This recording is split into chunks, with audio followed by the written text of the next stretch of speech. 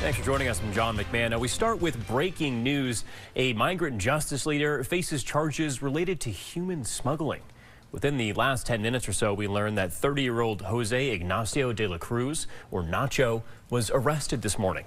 Court records show he allegedly participated in a multi-year conspiracy to bring illegal immigrants into the U.S. The man accused of sending a sheriff's deputy to the hospital will remain behind bars. He faced a judge within the last hour.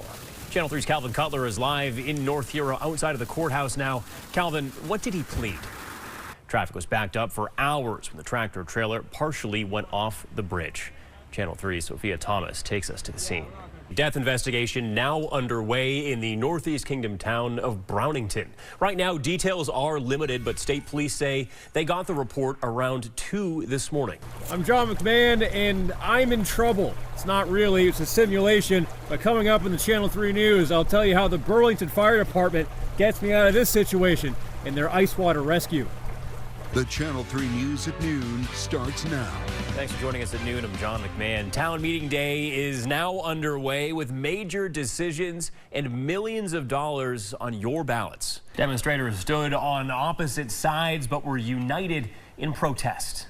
A derelict Vermont dam comes down after decades. I'm John McMahon, and coming up on the Channel 3 News, we get a behind-the-scenes look at the deconstruction project of the Breadloaf Dam. A Vermont high schooler is taking on a problem that impacts millions of Americans: medical debt. You are following up now on backlash from an immigration enforcement effort in South Burlington from earlier this month. Ben & Jerry's announces a date for Free Cone Day.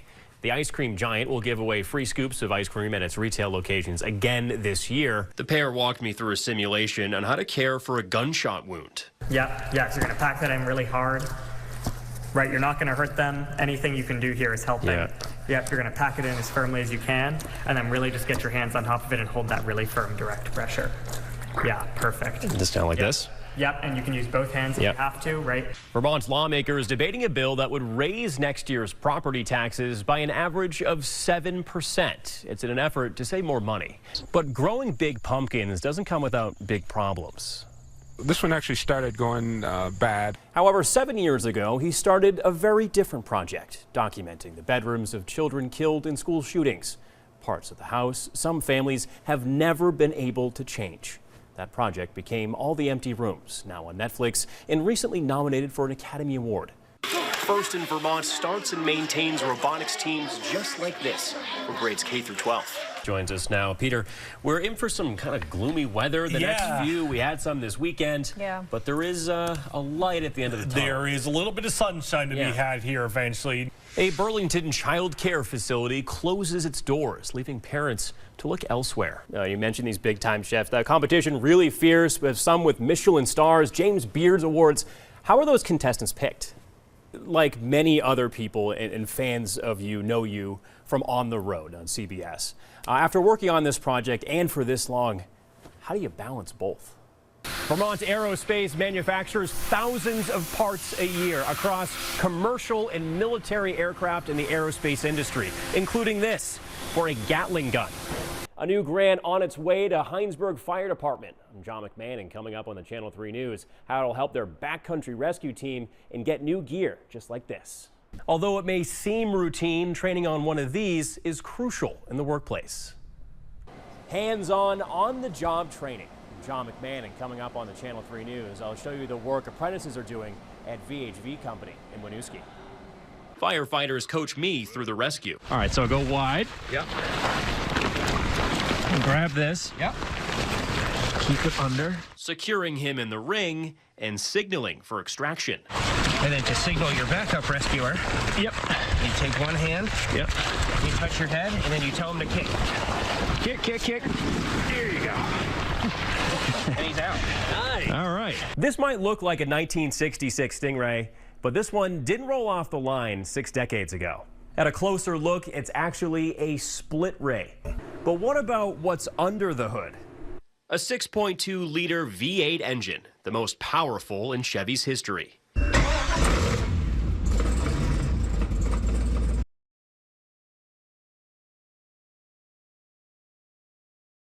It's an early morning start for Owen Wallagory. He's an apprentice at VHV Company in Winooski, working with sheet metal. So this is the flat patterns that were created. He's shaping it into what will eventually be ductwork for commercial buildings. He walks me through the process, starting with cutting, and then stiffening, shaping the edges, and then eventually bending the metal into a square shape. He shows me some of the finished products. We have round ductwork and rectangular ductwork. Right. This piece is one that's going to go in between the two. Off the floor, Walagori splits his time in the classroom, learning the tricks of the trade. He says the classwork opened doors to much of what he does now. If I didn't have the classroom aspect, I wouldn't get to try, I would have never tried welding, and I wouldn't have tried soldering, and now I know how to do those skills. The work and class time both go towards a journey-level certificate from the state. 8,000 hours of trade-specific work and about 700 hours of classroom time. The expectation, especially here, VHV, is that everybody is improving themselves continually. Here's a vehicle where they can just jump in. They've got a clear path. There's wage increments that go with it. There's other benefits. The best part, it's free of charge. Apprentices don't pay a dime. The company sees it as investing in the workforce of the future. We absorb that as a necessary thing because we need the skilled labor, right? So it's a fair trade. The money, a big factor for others like second-year HVAC apprentice Jacob Spooner. My parents and people that lived before me they're really told to go to college, get all this, that's what you have to do. You just have to do it. Yeah. Now, I mean, you can do this and make just as much money without going into debt. Something both apprentice and the company see as a win-win. Reporting in Winooski, John McMahon, Channel 3 News.